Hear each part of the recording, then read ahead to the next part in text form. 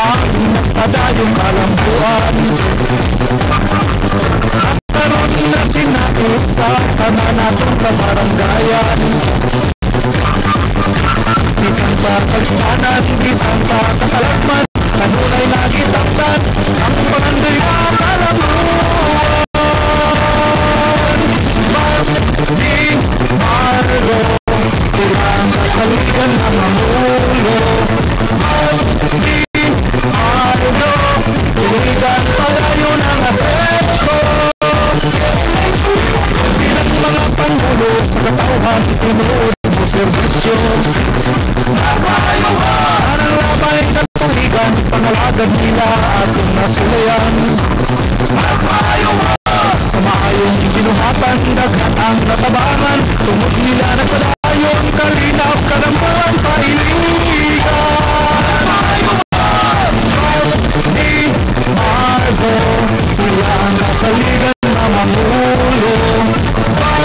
Di Margo, tuligan padayon ng asenso.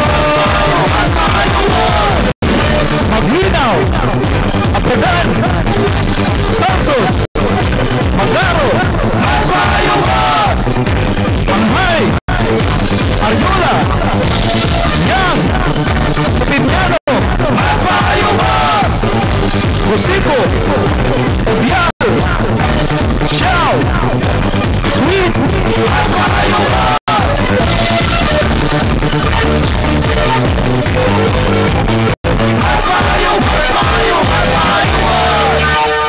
Ang partner sa RMM DXIC, ang paborito ninyong stasyon sa Dakbayan sa Iligan, alas 8:17 sa buntag. Welcome na usab mga higala sa atong tulumanon. BDM Mas Maayo Boss, nga naglangkob kanila ni Congressman Vicente Bart Belmonte Jr., Vice Mayor Henry D., City Councilor Rudy Marso, o laing kahulugan ni ini mga higala binuhatang daghang matabangan. Og alang sa Mas Maayo Boss, naglangkob kanila ni Maglinaw Orlando, Inhinyero, former City Councilor, mututok sa reconstruction, rehabilitation, and recovery sa Iligan human ang bagyong Sindong. Abragan Bong, City Councilor, Iliganon nga tinuuray mo serbisyo sa katawhan, ilabi na sa mga senior citizens. Og puhon sunod tulo ka tuig, mututok sa peace and order and public safety. Salsos Jose, City Councilor, Mr. Housing, padayon ang housing and resettlement sa mga urban poor. O puhon sunod tulo ka tuig, mututok sa environment o sa disaster risk reduction management. Magaro Noel, alang sa malahutayong kalinaw, labi na sa mga hinterland barangays. O mututok sa agrikultura, lumilihok alang sa kalinaw, tali sa Christians, Muslims o lumad sa City of Cry People nga mao ang Dakbayan sa Iligan. Ang High Ariel, City Councilor, Mr. Educator, Committee Chairman on Education sa Sangguniang Panglungsod.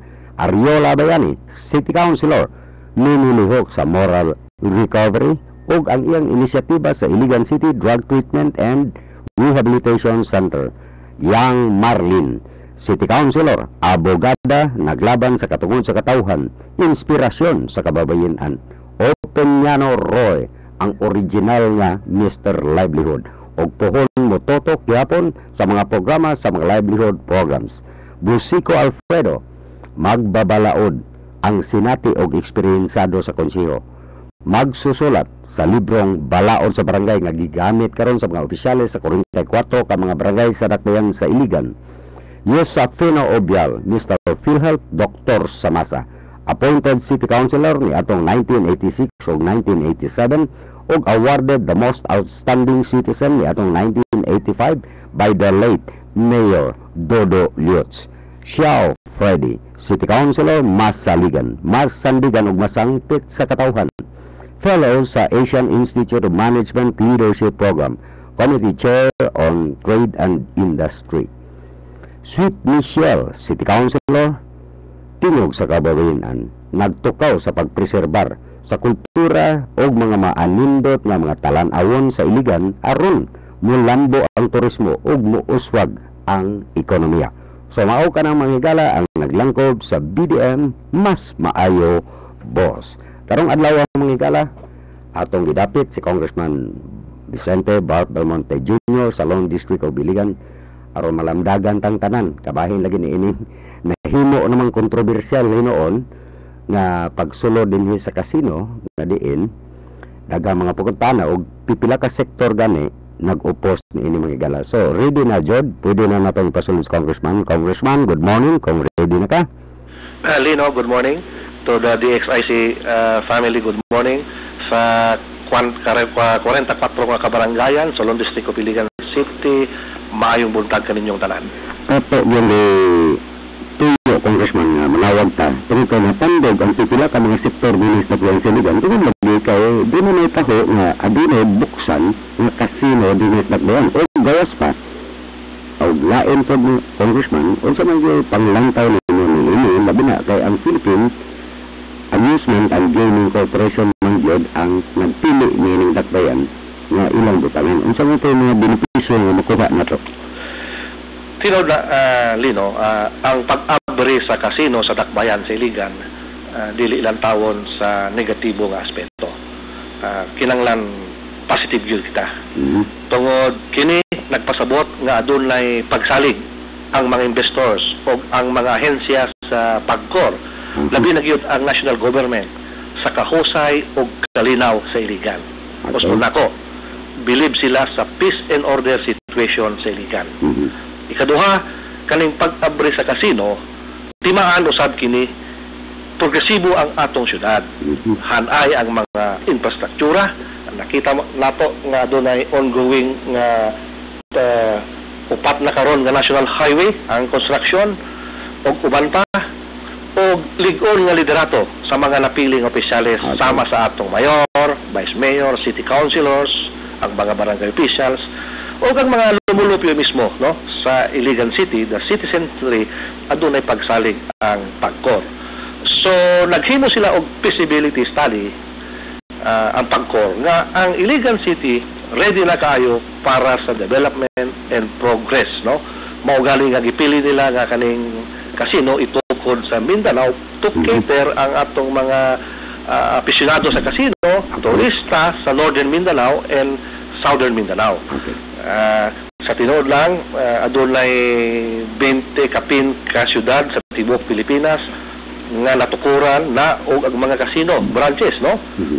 Way labot sa Manila, tungod sa Manila halos tanan nga syudad na gyud casino. Ang Angeles City, Lawag City, ang Mimosa sa Pampanga, ang Olongapo, ang Tagaytay City, Bacolod City, Poros Lone District ni. Ang Cebu mismo ug Mactan, ang Davao no, ang San Fernando La Union, ang Tanay, kaniadto ang Iloilo, Zamboanga, adunay mga kasino. Progresibo na tanan ni nga mga dakbayan no. Sign of progress kaning pagtukod sa kasino. Na-side man ta Lino nga ang mandato ng pagkor sa ilang charter, pwede sila mo-operate sa casino bisan asa dapit sa Pilipinas. As long as adunay consent sa atong lokal nga pagkadamhanan. In the case of Iligan, giabangan man nila kuno ingon sa tagiya sa Hotel Kanako ni Dodong Alemanya ang iyang hotel para tukuran og casino nga maabri karon sometime karon nga bulana. So it is very positive no, welcome development nga ang pagkor dako kayo ang pagsalig niya sa Iligan City tungod ingon nila kanako ang mga kadagkuan sa pagkor nung nagduaw sila sa opisina aduna na ilang nakitang kahusay ug kalinaw sa dakbayan no, contrary sa mga gipangsulti sa atong katbang sa politika nga gumot kuno ang Iligan. Okay. May pagutana Congressman nga although naghatag ng resolution of consent ang sangguniang pangusod, nagutana sila kung gitinhinglan ba ang public hearing niini. Nasa discretion na siya sa sangguniang pangusod. Tungod para kanako ang public hearing is not mandatory. Ang pangayo mampod sa pagkor is a resolution of no objection. So nakita po lang council, isip sila man atong representante, sila man ang gihatagan nato og gahom overwhelmingly no atong vice mayor o konsehales. So iyang katukod kung adunay resolution nga ilang himuon. Balaod namang gyud daan kaning Republic Act number 9487 ang pagkor charter nga pwede sila mo regulate and at the same time mo operate sa mga casinos bisan asa dapit sa atong nasod. So it is not necessary sa akong pananaw. I see. Tungod ang public hearing very deceiving kaniya sa akong experience no adun Okay. ang duha ka balaod nga gipang-amahan pasado naman ng duha. The first balaod sa kaniadto is kanang Lone District of Iligan. I see. Adunay grupo nga nag-oppose no. The fact nga 99% of Iliganons uyon sa pagka-Lone District tungod na sayon sila nga mapalambunato ang atong dakbayan kung mahimong Lone District ng Iligan nga naman nasayon sila nga ang mga mehuras proyekto nga ihatag sa Osaka baryo sa Osaka munisipyo dili gyud diretsong ihatag ipaagi ni pangapod-apod sa buluhatan sa congressman sa kongreso tungod sa the power of the purse mao tong gihimo. So the fact nga 99% nag-upos gali yapon no ang mga pipila ka kaparehan kaniadto og mga abogado sa Senado during the hearing. Twice they attended. They opposed the Lone District of Iligan. Okay. Usa pa nga they opposed no public hearing yapon. The fact nga 72% during the public hearing conducted in Iligan City regarding the yung RH bill. Okay. Almost 70% sa Miliganon uyon pabor sa RH bill. Mao gyapon no nakontragali ta sa simbahan o sa mga tigpipila ka mga pare tungkol sa atong mga lakang nga gihimo nga atong gi-represent na ang tingog sa mayorya dili sa minority na suko sila. So mao akong at siguro ang pod nga may balahan sa katawhan lino ang mga benefits unsay mga kaayuhan nga atong makuha sa maong katukuran. If you allow me. Yes, ang kwan ni Congressman, kung pila, makuha nga by way of taxes ang atong local government unit. Of course, dugang revenues o kita alang sa syudad. Nasayod kita nga ang winning sa pagkor, ihatag nila sa makadaog. Of course, kaning mga jackpot way lamot Okay. kanang card games, adunay tong yan nga 5%, 10%, di ba? Sa mga uban nga kanang itigom nila tanan nga abot or kita sa pagkor 45% 45. goes sa mga programa proyekto sa pagkor susama sa pagtukod sa mga health centers, pagtukod sa mga hospitals, pagtabang sa mga pasyente nga operahon sa Manila. In our case sa Iligan City, dili mamenos sa 5 ka pasyente ang atong endorso sa pagkor og chopsticks. Operahan sa kidney center, heart center ug uban pa.